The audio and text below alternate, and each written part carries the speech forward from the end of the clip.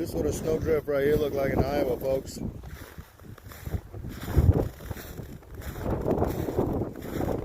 about -5.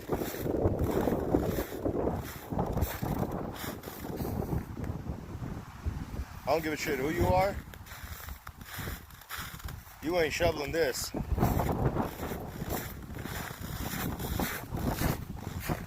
That's when you come inside.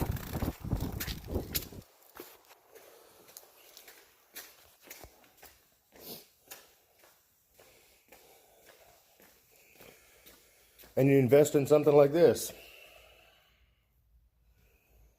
Get the job done.